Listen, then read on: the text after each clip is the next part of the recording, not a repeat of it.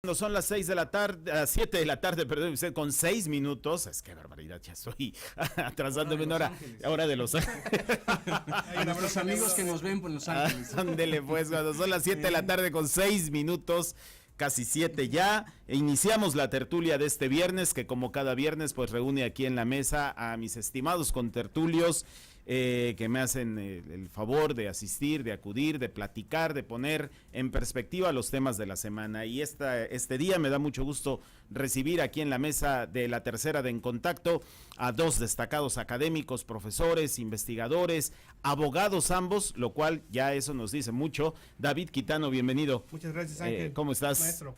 Un gran placer, David. Qué gusto que estés acá con nosotros, ¿no? No, gracias. Y está también Jacobo Domínguez Gudini. Muchas gracias, Ángel, por la invitación. Un honor aquí compartir este espacio. No, muchísimas gracias a ambos. Y bueno, esta semana, sin duda alguna, lo que ha fijado la agenda, de hecho desde la semana pasada fue, digamos, ¿no? Pero lo que ha fijado la agenda esta semana ha sido el sexto informe del presidente Enrique Peña Nieto. Yo quisiera empezar esta tertulia, pues, poniendo sobre la mesa el balance que podemos hacer de los 6 años de la presidencia de Enrique Peña Nieto. Empezamos, Jacobo Domínguez, a ver, ¿qué piensas tú? Mira, muy interesante para empezar la variación en el modelo. Es decir, técnicamente el informe se entregó el primer día por escrito al Congreso. El sábado. Exactamente, en su primer día de sesiones, en términos del artículo 69. Y ahí viene la glosa de todas las actividades del último año de gobierno del presidente Peña Nieto. A partir de que se soslayó el modelo de la figura presidencial, se dijo que se iba a dictar un mensaje político.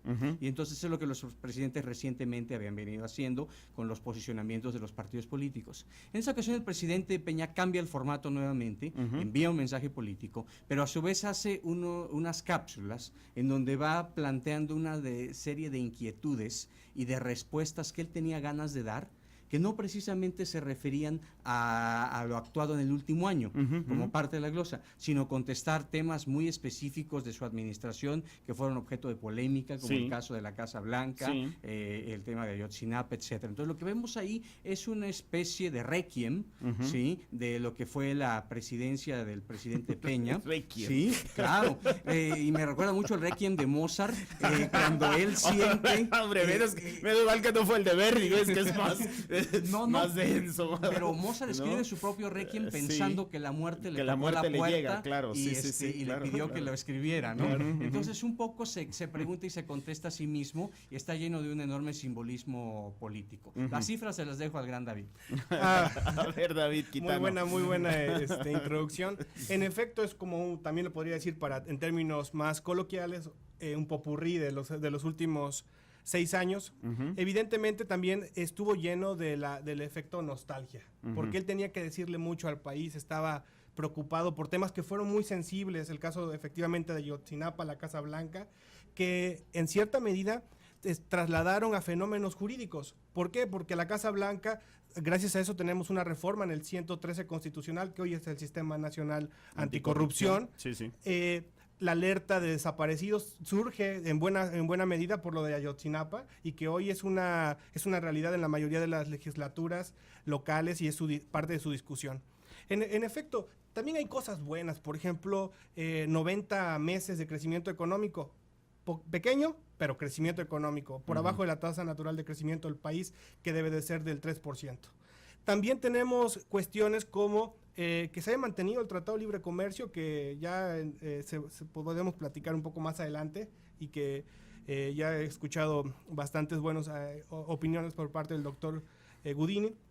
Y son diferentes situaciones que llaman la atención, porque se rompe el esquema protocolario de los años 70 u 80, donde era el Día del Presidente, que paradójicamente en este año pues el informe pasó a un segundo plano, porque en el legislativo había una discusión del diputado presidente, que es Porfirio Muñoz Ledo, con Fernández Noroña, y que fue más mediática esta discusión propia que el informe del presidente. Del presidente solamente se van a acordar que una de sus hijas estaba llorando. No sin razón.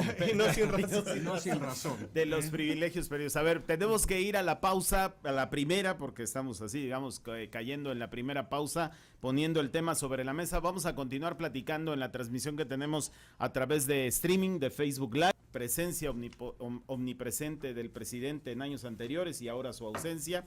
Pero a mí me gustaría que ahora que regresamos ya a la radio y a la transmisión de televisión, que centráramos en estos minutos que tenemos el análisis, por ejemplo, en el contenido de lo que ha tratado de resaltar Peña Nieto, que lo presenta como logros de su administración. Hablemos de las reformas estructurales, que él pondera mucho. Él habla sobre todo de 4 reformas estructurales que para él son torales. Por supuesto, la reforma educativa, que todo indica será reformada, ¿no? Por lo menos eso es lo que sabemos. La reforma energética, la reforma en telecomunicaciones, que también fue importante para su gobierno, y la reforma fiscal, la reforma hacendaria, digámoslo así. A ver, ¿cómo abordamos esos asuntos? Bueno, salvo la mejor opinión de maestro Quitano, las reformas estructurales son estructurales.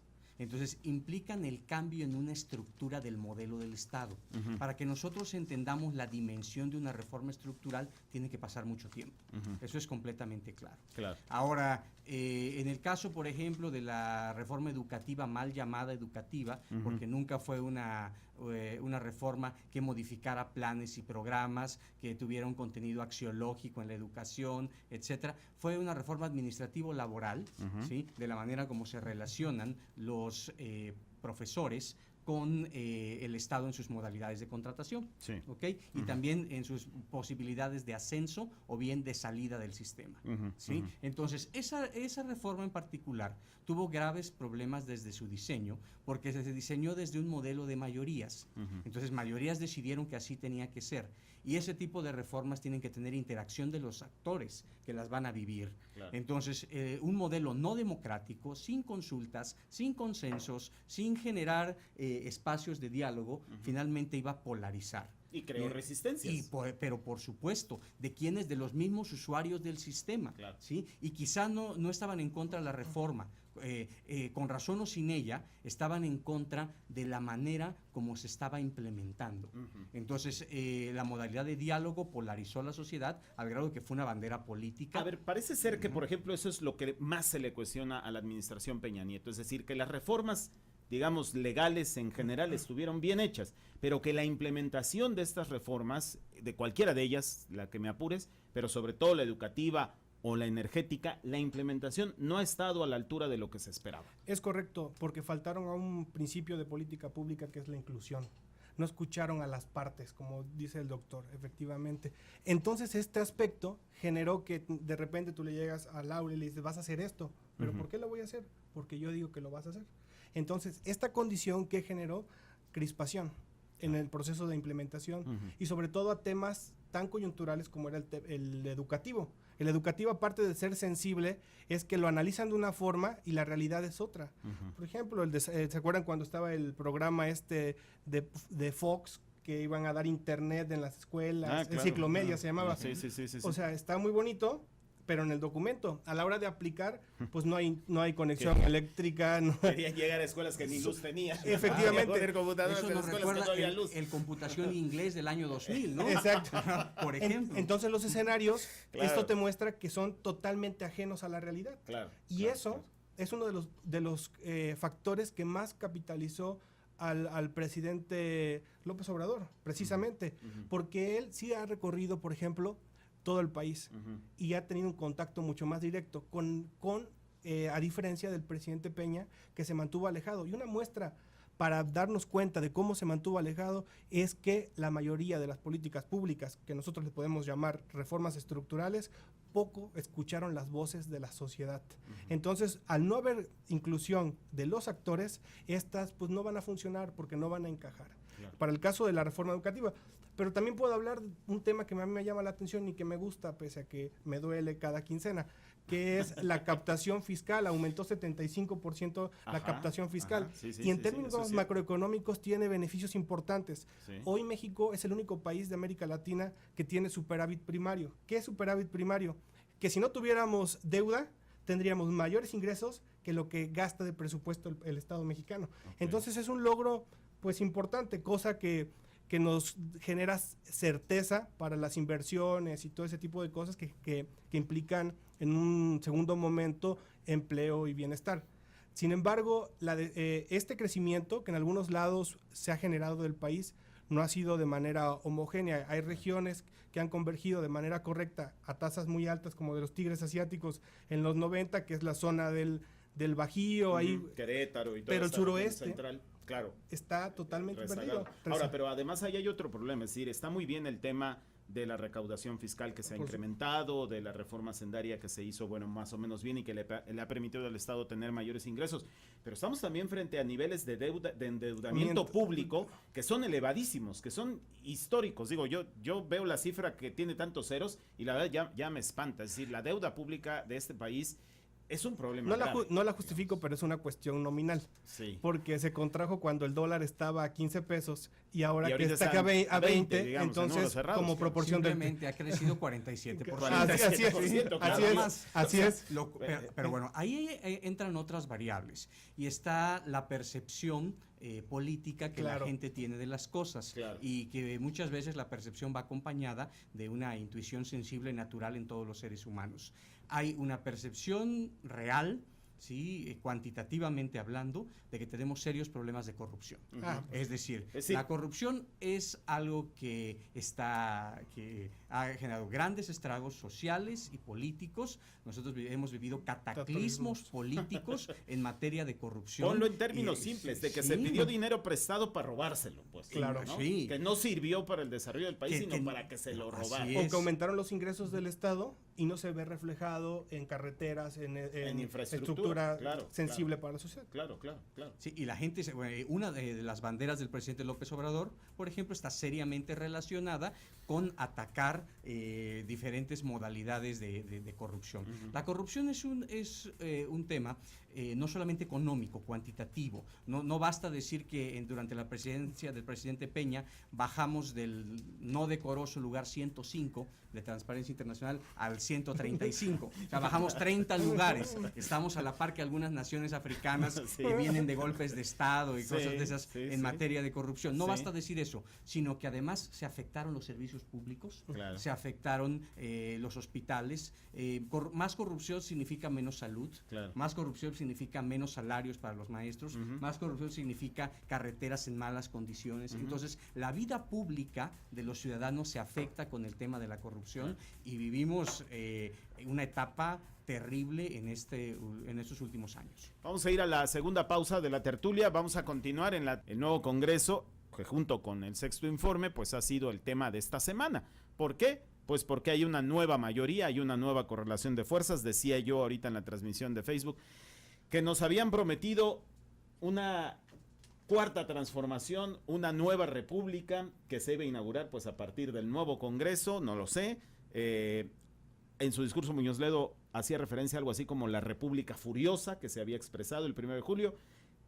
¿Qué tenemos? ¿Qué vemos en el nuevo Congreso? Ibas a hablar, Jacobo Domínguez. Sí, las instituciones tienen que estar a la medida de las demandas sociales. Entonces, cambió el diseño corporal de la sociedad y las instituciones tienen que ajustarse. Pues de repente vemos un Congreso que necesita replantear sus reglamentos para funcionar internamente de una manera distinta. Vemos una dinámica partidista de mucha pluralidad aún al interior de un mismo partido. ¿Sí? Vemos también, por ejemplo, que el Congreso ahora se vuelve una caja de resonancia de situaciones que ocurren en otras dimensiones y que tienen efecto político para esos actores. Por ejemplo, yo creo que tiene razón, y empezará la polémica aquí, yo creo que tiene razón el senador Agüet y el senador Monreal en autorizar la licencia del senador gobernador,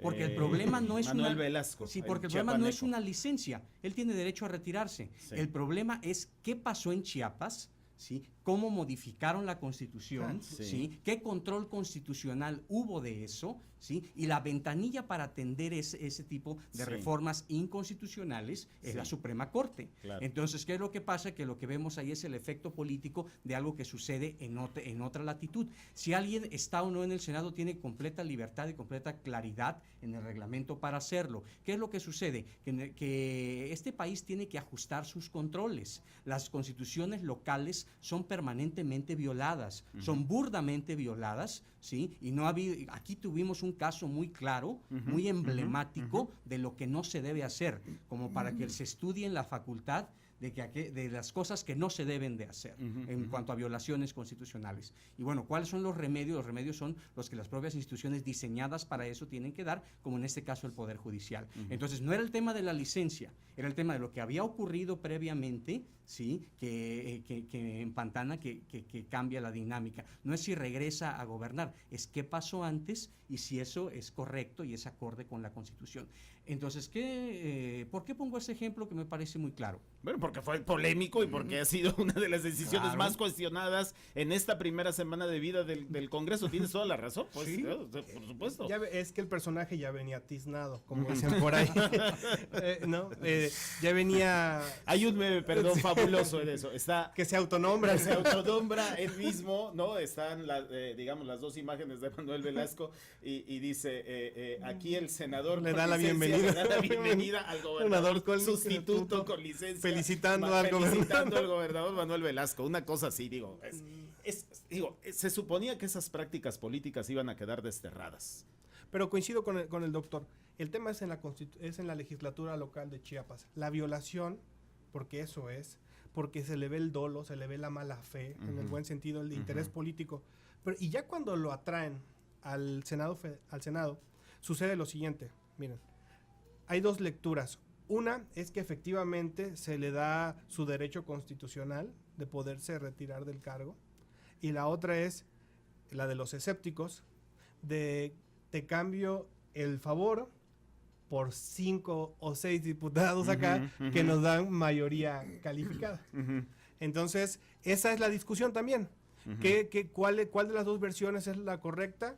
Pues ya el tiempo va a decir la forma de actuar, por ejemplo, del Partido Verde. Si se suma a un proyecto de nación o solamente está buscando ser una bisagra de capacidad de negociación. Eso ya lo dirá el tiempo.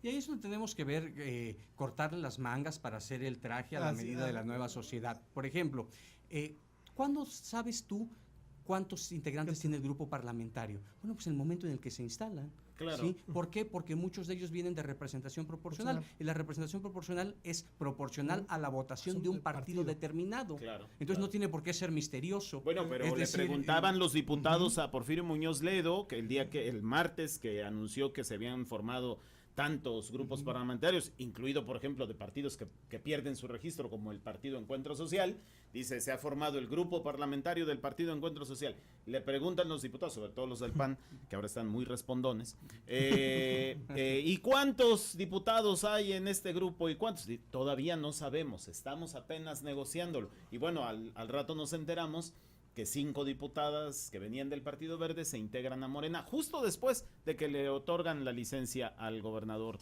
de Chiapas. Es correcto. Bueno, esas son las discusiones.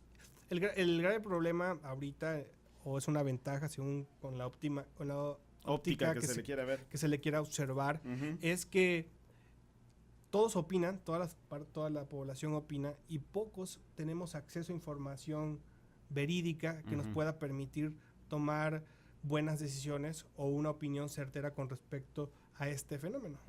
Hay una simplificación del fenómeno político que cae en el maniqueísmo, ¿sí? Y que es bastante evidente y bastante insano para el sistema político mexicano en los momentos en el que se encuentra. Por ejemplo, cuando los senadores votan, el voto es la respuesta a una pregunta. Entonces, la pregunta que se plantea en el Senado es, ¿puede o no el senador tal retirarse? Entonces, tú tienes que contestar sí o no. ¿Puede? Sí, sí puede, porque tiene ese derecho. Sí. No es si se transfirieron los diputados del Verde, si se violó la Constitución de Chiapas. La pregunta es otra y cómo se contesta con un voto. Entonces, ¿qué necesitamos también? Llevar discusiones políticas más serias. Es correcto. ¿Sí? Claro. Evitar el linchamiento mediático. Yo leía por ahí a un analista, que se dice a sí mismo analista, que por qué no antes de votar le preguntan a las redes sociales. O sea, eso a mí me parece sumamente preocupante que haya un analista que esté sugiriendo eso.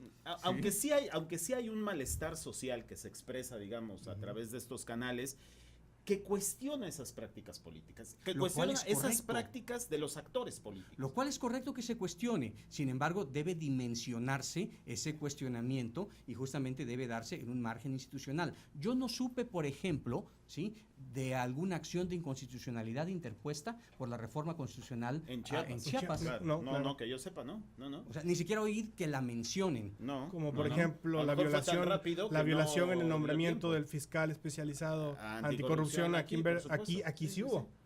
Sí hubo por parte de la fracción parlamentaria del grupo de Morena. Sí lo hubo. Allá no. O sea, y hay otra cuestión. Se le puede dar otra lectura. Es Monreal, Agüed, están actuando, tienen una visión republicana, también se le puede dar esa lectura y decir, ¿sabes qué? Ellos están actuando de acuerdo a las facultades que tienen para decidir si sí o si no. En este caso van por el sí para iniciar una nueva legislatura, ¿no? Una nueva gestión en armonía, lo cual es sano para la República. Además, cualquiera se puede separar del espacio, o sea, es una ridiculez que haya polémica por eso. Hay otras cosas verdaderamente polémicas que son las que se tienen que abordar y no eso. Y que ahorita vamos a abordar, como es el caso de estos restos humanos encontrados aquí en Veracruz, que eso sí indica. Qué lamentable. ¿No? Vamos a la pausa, volvemos enseguida, seguimos en Facebook Live. Doctora Namiko Matsumoto, quien habla acerca de este anuncio que hizo ayer la Fiscalía General del Estado de la localización en una fosa clandestina de al menos, ayer eran 166, eso se dio a conocer que la cifra había subido a 170 personas, restos de personas, cráneos, ¿no? De personas que fueron pues ahí inhumadas de manera clandestina en este predio. Esto es lo que dice Namiko Matsumoto al respecto. De reciente promulgación, efectivamente ahí señala una serie de principios, entre ellos la participación activa de las víctimas en algunos de los procesos, y es justamente lo que ellos están señalando, ¿no? Que no se consideró o no se tomó en cuenta todos estos principios y disposiciones que ahora regulan este tipo de procedimientos.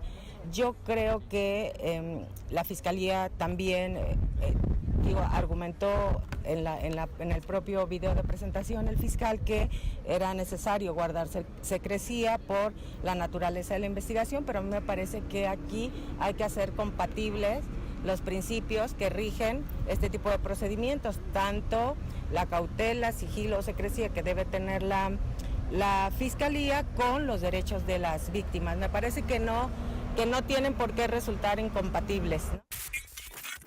Bueno, ahí está lo que dice la presidenta de la Comisión de Derechos Humanos sobre este tema, y yo lo quiero traer a la mesa porque es un tema muy sensible que ayer se puso en la mesa aquí en Veracruz, y que me parece tiene implicaciones, no sé, salvo la mejor opinión de ustedes también, con el proceso de transición política que estamos viviendo en el Estado. ¿Por qué lo digo? Porque el gobernador electo, Cuitlahua García, ha asumido el compromiso de reunirse una vez al mes con los colectivos de personas desaparecidas. Lo hizo el pasado mes de agosto, se esperaría ahorita en septiembre. Es decir, este anuncio de la Fiscalía General del Estado pues sin duda impactará en las decisiones políticas que se tomen en este proceso de transición que estamos viviendo también aquí en el estado de Veracruz. Pero, ¿qué dimensión toma esto ahora, Jacobo Bueno, yo Domínguez? creo que hay que decirles a las cosas por su nombre.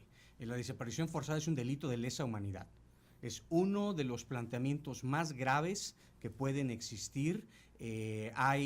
Cuando hay omisión por parte del Estado, hay serias sanciones, y la jurisprudencia internacional, interamericana, ha sido sumamente clara y expresa en la responsabilidad que tienen los estados en estas materias, pero no solamente en los temas de procuración e impartición de justicia, sino también en la protección a los familiares de las víctimas, su incorporación a estos procesos de reconocimiento de su derecho legítimo a la verdad. Y yo creo que ese es el tema más doloroso que tenemos actualmente en la agenda pública, que no política, porque yo creo que este tipo de temas no debe de politizarse.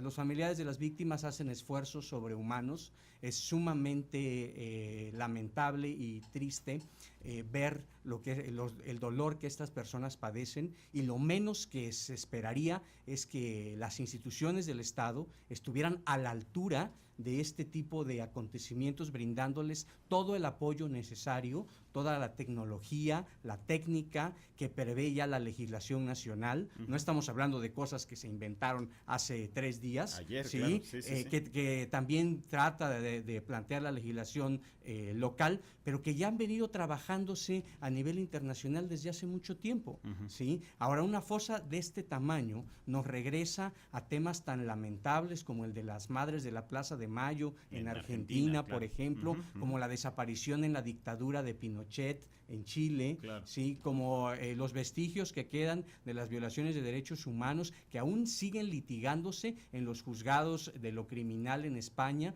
relacionados con la época de gobierno del presidente Franco. Es decir, es un tema de una enorme importancia, y lo mínimo que yo esperaría de las autoridades y de las instituciones es que estén a las órdenes de los colectivos para brindarles todo el apoyo, con toda la energía, con toda la sensibilidad, porque es además un tema sumamente humano. Claro. Yo quiero hacer un reconocimiento siempre a las madres y padres que aún están buscando a sus hijos, porque creo que ellos son héroes anónimos que merecen todas las atenciones y toda la fuerza y energía del Estado de Veracruz para ayudarlos en esta lucha. David. Sí, en efecto, todas las instituciones del gobierno de Veracruz, principalmente aquellas que se encargan y que están facultadas de este tratamiento, deben darle respuesta. Y el principio de secrecía, si bien está estipulado en la normatividad, para este caso lo que se requiere es, en efecto, como decía el doctor, utilizar la secrecía en términos, la tecnología y la técnica en términos forenses y criminalísticos para darle respuesta, porque ya no se puede prolongar más la ausencia. Es a veces mucho más sano tener la certeza de que es o no es la persona, claro, con toda la esperanza que siempre se anhela que no sea el familiar. Claro. Para que se comience a dar un poco de certeza. Además, la secrecía está relacionada con la investigación y las víctimas, en este caso las familias de las víctimas, son coadyuvantes de la investigación. La secrecía es para afuera, claro, ¿sí? Para terceros. No en un hecho consumado. Sí, pero además es para terceros, no es para una de las partes, que en este caso es coadyuvante, como lo son las víctimas. Entonces, lo que deben hacer es tomar con seriedad las cosas, porque es indignante. Claro, muy bien. Pues yo les agradezco mucho a los dos que nos hayan acompañado, estén en la tertulia. Ya se nos acabó el tiempo, así es esto, pero de veras muchísimas gracias. Se puso bueno esta tertulia, sin duda alguna. David Quitano, muchas gracias. Muchas gracias, Ángel, muchas gracias, maestro. Jacobo Domínguez, muchísimas muchas gracias. Y bueno, pues aquí estamos emplazados para otra tertulia posteriormente. Claro que ¿no? sí. Gracias, Encantado. gracias a ustedes y gracias sobre todo a usted que nos escuchó, que nos siguió en esta transmisión. El lunes aquí nos encontramos en punto de las 6 de la tarde en la tercera de En Contacto. ABA Noticias presentó La Tertulia en Contacto, los temas que usted necesita saber.